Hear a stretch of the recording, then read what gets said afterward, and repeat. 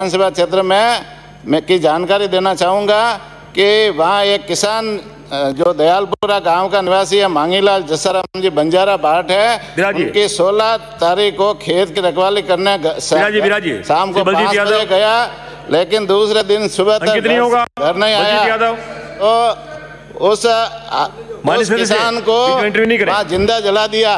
बलजीत यादव। धन्यवाद सभापति महोदय।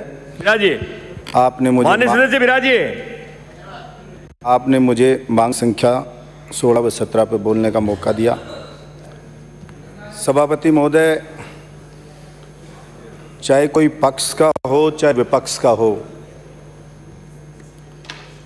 और मैं कहूँ चाहे राजस्थान में कोई भी विचारधारा का व्यक्ति हो, कम से कम इस बात पे तो दिखावे के लिए चाहे वो विरोध कर दे, इस बात पे तो सहमत होगा कि राजस्थान के मुख्यमंत्री अशोक गहलोत जी भ्रष्टाचारियों को तो सपोर्ट नहीं करते।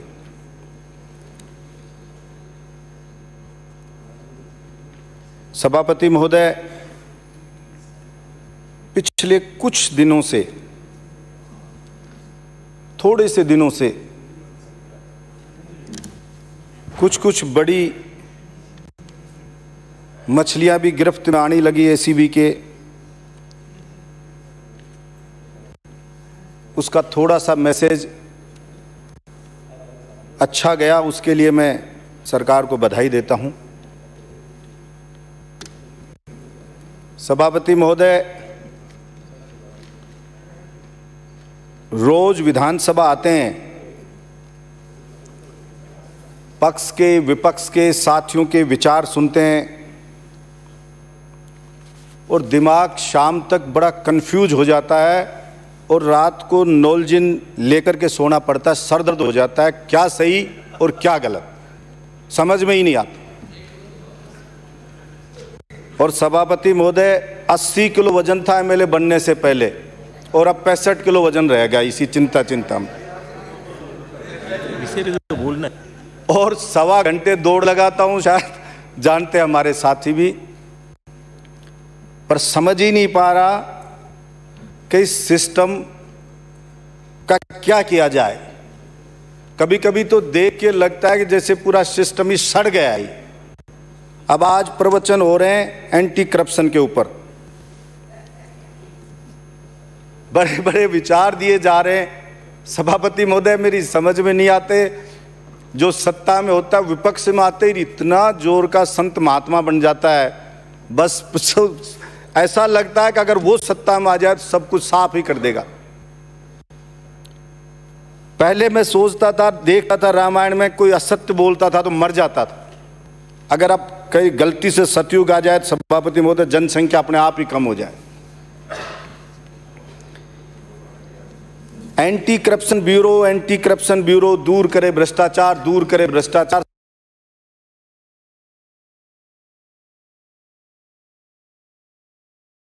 सभापति, मैं तो जरा सी बात कह रहा हूं, इस सदन में बहुत छोटा आदमी हूं, मुझे ज्यादा ज्ञान भी नहीं है, कि सिर्फ नीयत का सवाल है। मिनिस्टर और उसका सेक्रेटरी दो अगर आदमी चालें उस विभाग में, तो क्या मजाल कोई माई का लाल 1 रुपया भी भ्रष्टाचारी लेकर के चला जाए।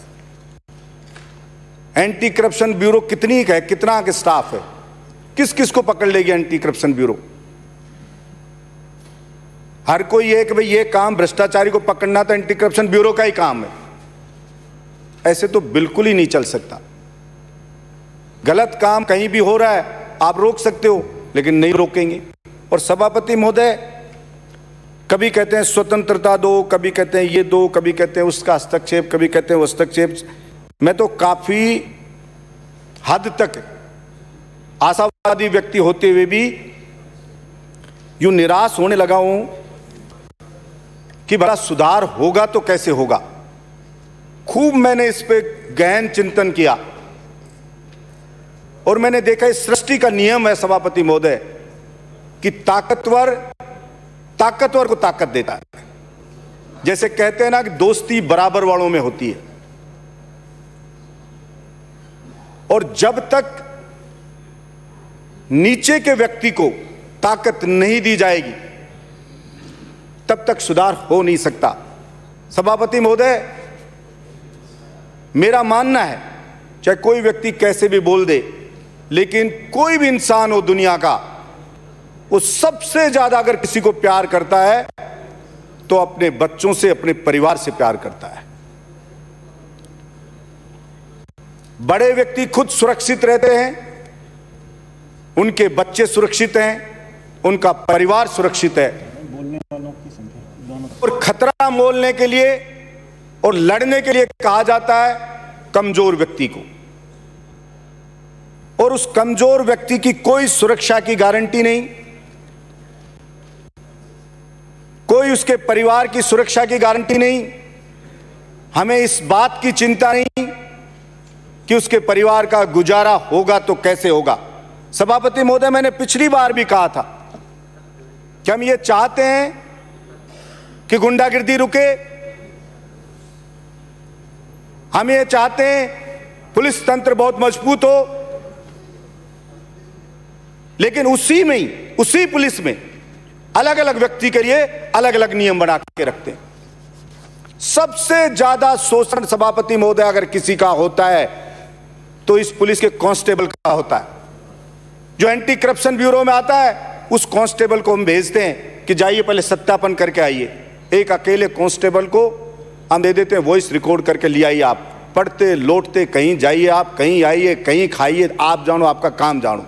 अधिकारी के पास एप्लीकेशन आई, अधिकारी ने एक उसको टेप दे दिया, टेप रिकॉर्डर, जाइए और आप रिकॉर्ड करके ले आइए। उसका कितना खर्चा होगा उसकी कोई चिंता नहीं है उसको। सभापति महोदय, प्रत्येक विभाग में प्रमोशन होते हैं, वरिष्ठता के आधार पे हो जाते हैं। आरपीएस का प्रमोशन होता है वरिष्ठता के आधार पे, आईपीएस का प्रमोशन होता है वरिष्ठता के आधार पे, और कांस्टेबल है उसको कहते रहा प्रमोशन होगा, तुझे इम्तिहान देना पड़ेगा। फिर इम्तिहान भी एक बार नहीं लेंगे, अब अगर तू रहेगा तो फिर दोबारा इम्तिहान दे, फिर तीसरी बार है तो फिर तेरा इम्तिहान देंगे। चाहे तू बूढ़ा हो जा, तेरे से इम्तिहान लेते रहेंगे, पढ़ता भी रहे, तेरे को सोने भी नहीं देंगे, तेरे को बैठने भी नहीं देंगे, 24 घंटे ड्यूटी भी लेंगे और फिर तेरे से इम्तिहान भी लेंगे, और फिर भ्रष्टाचारियों को पकड़ के ला। सभापति महोदय, उसका परिवार भूखा मर रहा है। 7वां वेतन आयोग लागू होगा, लेकिन तेरे को लाभ नहीं देंगे। माननीय सदस्य, आज जो विषय है उसी विषय पे आ रहा हूं सभापति महोदय, उसी पे आ रहा हूं। और जब तक इन चीजों को ना समझेंगे ना, भ्रष्टाचार पे चर्चा के कोई मायने नहीं है सभापति महोदय, जब तक मूल में ना जाएंगे। अपन उसी से कहते हैं भ्रष्टाचार को रोकना है। सभापति महोदय, भ्रष्टाचार दो तरह के लोग करते हैं। एक भ्रष्टाचार वो करता है जिसको ऐशो आराम करना होता है, जिसको भोग विलास का शौक होता है, और एक भ्रष्टाचार सभापति महोदय वो करता है जो सिर्फ अपनी इज्जत बचाना चाहता है। सभापति महोदय, जब उसको तनख्वाह नहीं दे रहे, आप भ्रष्टाचार रोकने के लिए भेज रहे हैं, उसको कहे खा के भी तू आ जा, होटल पे भी तू खा, दे कुछ नहीं रहे, तो सभापति महोदय ऐसा तो नहीं है कि वो उसके परिवार को कुएं में पटक देगा और आपके लिए आप कह रहे हो प्रवचन दे रहे हो, जा बेटा जा, भ्रष्टाचार मिटाना है, सीएम साहब ने कहा मिटाना है। वो जानता है उस आईपीएस को कि आप कितने एक विचार हो, कोई एक दो अपवाद छोड़ दो। तो आप जब तक उसको ये विश्वास ना दिलाएंगे आपको पूरा पैसा मिलेगा, आपकी सुरक्षा की गारंटी, आपके परिवार की गारंटी, और आप इसके ऊपर काम करिए ईमानदारी से, तब तक वो नहीं करेगा। सभापति महोदय, अपन कितने ही प्रवचन दें, भाषणों से पेट नहीं भरता। सभापति महोदय, 2 मिनट में समाप्त करें। अब यही प्रॉब्लम है सभापति महोदय। सभापति महोदय, मैं माफी चाहूंगा कोई मेरी बात का बुरा लगा हो, लेकिन मैं फिर भी ये कहना चाहता हूं सभापति महोदय कि दोहरा व्यवहार कहीं भी रखा जाएगा, भ्रष्टाचार नहीं मिटेगा। भ्रष्टाचारी होता है किसको नहीं पता सभापति महोदय, किसको नहीं पता। एंटी करप्शन ब्यूरो रेड 100 पकड़ती है उसको सभापति महोदय, वॉइस होती है उसकी।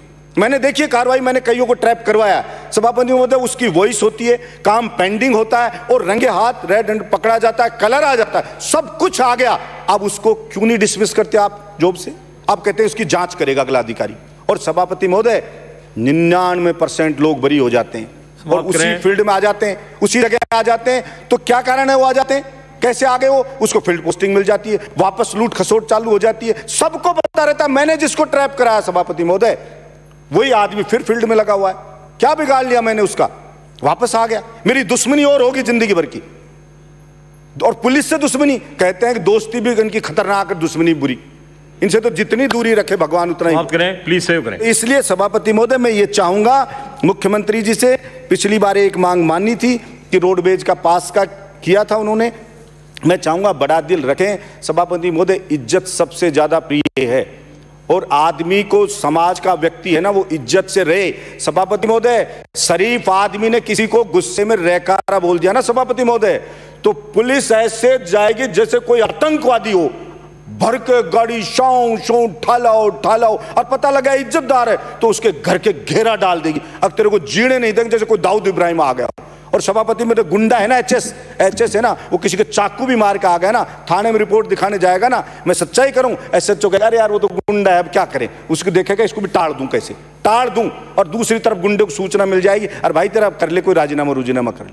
मतलब ये हालात हैं, उसको सीरियस ही नहीं देगा। और फिर अगर सिफारिश करेंगे तो क्या कहेगा, सर वो तो गुंडा है, क्या बिगाड़े, गुंडा है क्या, इसका मतलब शरीफ का बिगाड़ोगे आप।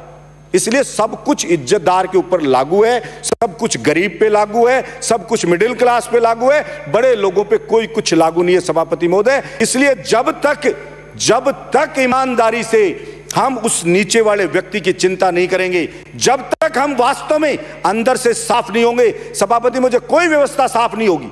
और आपने हिस्ट्री में देखा होगा, क्रांतियां जब भी हुई है सभापति महोदय, वो इसी सिस्टम, सड़े हुए सिस्टम से तंग आके हुई है। क्योंकि आदमी सहन करते करते इतनी जवाब दे जाती है सहन शक्ति, तो विस्फोट होता है। इसलिए वो विस्फोट ना हो। मुझे सभापति महोदय कई बार डर लगने लगता है कि मुझे सभापति महोदय खत्म कर रहा हूं, सभापति महोदय इंपॉर्टेंट बात कर रहा हूं, बस 2 मिनट में कर रहा हूं। मुझे रात को सपना आया, कल ही सभापति महोदय मैं शेयर करना चाह रहा हूं आपसे, आप मेरी पीड़ा समझ जाएंगे। रात को ही कल आया, पीड़ा अपन दोनों घर बैठ कर बात करेंगे, आप तो सब्जेक्ट पे बात करो भाई। आप सभापति महोदय इसी पे कर रहा हूं, सब्जेक्ट पे ही कर रहा हूं सभापति महोदय, क्योंकि ये चर्चा थी एंटी करप्शन पे। सब्जेक्ट पे बोल नहीं रहे हो सभापति महोदय पुलिस पे चर्चा से रिलेटेड ही कह रहा हूं सभापति महोदय, सुन ले आप शायद मान जाएंगे, इसी पे बोल रहा हूं मैं आपकी पीड़ा को बहुत व्यक्तिगत सभापति महोदय, इसी पे चर्चा के लिए बोल रहा हूं, बस ये 2 ही तो मिनट मांगिए, फिर कभी काट लेना सभापति महोदय, फिर कभी काट लेना। सभापति महोदय, मैंने देखा सपने में, अगर भ्रष्टाचार से तंग आके टूट ना जाए तो सभापति महोदय मैंने सपना देखा, भ्रष्टाचार से तंग आकर पब्लिक सारे एमएलए के घर पे बाटे फेंक रही थी और कह रही थी तोड़ के घुस जाओ, और आईएएस आईपीएस को दौड़ा के ठोक रही थी सभापति महोदय, और एसपी के कांस्टेबल दे रहा था बटा बोले बहुत गाली सुनी तेरी, बोला हमने। और सभापति महोदय के होमगार्ड की मांग करना चाहता हूं, इनको 12 महीने ड्यूटी दी जाए और इनको ये बेल्ट वाली भर्तियों में 50% इनको भी ले लिया जाए। सभापति महोदय, नौकरी पे तो रख लिया, हम बेरोजगारों की चिंता करें, लेकिन इसको बेचारे को पूरी नौकरी नहीं दे रहे। इस होमगार्ड को ड्यूटी पे ले लिया, वो लगता है मैं नौकरी लग गया, उसको आधे दिन घर भेज देते, आधे दिन रखते, बेरोजगारी भत्ता दे रहे हैं और सब कुछ कर रहे हैं, तो ये नौकरी पर लग गया, पुलिस की नफरी कम है, तो कम से कम इसको थाने में ले लो, इसका काम 15 दिन थाने में भेज दो, इसको ये काम कर लेगा, तो ये इसको फोर्स के जैसे ट्रेनिंग होती है, मानवता से इसकी तरफ भी ध्यान दिया जाए। धन्यवाद सभापति महोदय। माननीय सदस्यों को इस बात की जानकारी है कि आज भ्रष्टाचार निरोधक ब्यूरो और कारागार पे चर्चा हो रही है। हम इसे जनरल डिबेट नहीं बनाए। आपकी कोई यदि कॉन्स्टिट्यूंसी की, विधानसभा क्षेत्र की कोई भी प्रॉब्लम यदि है तो आप व्यक्ति से मिलकर के माननीय मंत्री महोदय को आप अपनी तरफ से जानकारी दें, लेकिन जब जो विषय तय किया गया है माननीय अध्यक्ष महोदय द्वारा, उस पर आप चर्चा करें। श्री अमृतलाल मीणा। सम्मानित सभापति महोदय जी, मैं मांग संख्या 16 भ्रष्टाचार निरोधक ब्यूरो और मांग संख्या 17 कारागार के इस संबंध में बोलना चाहूँगा। माननीय सभापति महोदय जी, भ्रष्टाचार निरोधक विभाग के बारे में सब कुछ कहा गया। अधिकतर सदस्यों ने उस विभाग की प्रशंसा भी की, बहुत से ने इनका तौर तरीका का विरोध भी किया। सही व्यक्ति है नहीं, ये भी बात कही। मेरा ये कहना है कि भ्रष्टाचार निरोधक विभाग में अधिकतर प्रकरणों में सजा न होने के बात ज़्यादातर आई है और भ्रष्टाचार निरोधक विभाग का स्वतंत्र कैडर बनाने के